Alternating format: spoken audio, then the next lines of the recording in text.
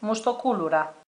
Θα χρειαστούμε μισό κουταλάκι γαρίφαλο, 1,5 κουταλάκι κανέλα, ένα σφινάκι κονιάκ, 250 ml λάδι, 260 ml πετιμέζι, 170 ml πορτοκάλι, μισό κουταλάκι μαγειρική σόδα, 3 κουταλάκια κοφτά baking powder, 1 κιλό αλεύρι. Βάζουμε το λάδι.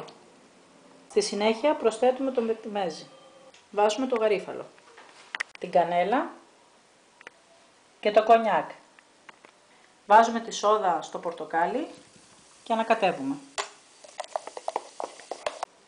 Βάζουμε το πορτοκάλι που το έχουμε ανακατέψει με τη σόδα στο μείγμα. Προσθέτουμε σιγά σιγά το αλεύρι. Τώρα προσθέτουμε το baking powder και ανακατεύουμε. Βάζουμε το υπόλοιπο αλεύρι και ανακατεύουμε. Ανακατεύουμε τη ζύμη με τα χέρια μέχρι να δούμε ότι πλάθεται. Παίρνουμε λίγη ζύμη και αρχίζουμε και την κάνουμε μικρά μπαστούνάκια και τη διπλώνουμε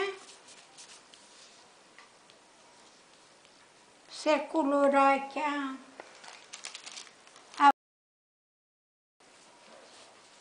Παίρνουμε τη ζύμη, κάνουμε πάλι μπαστούνάκι και ο άλλος ο τρόπος είναι να το κάνουμε κουλουράκι. Αυτό. Προθερμαίνουμε το φούρνο και ψήνουμε στους 180 βαθμούς για 20 λεπτά. Καλή σας όρεξη!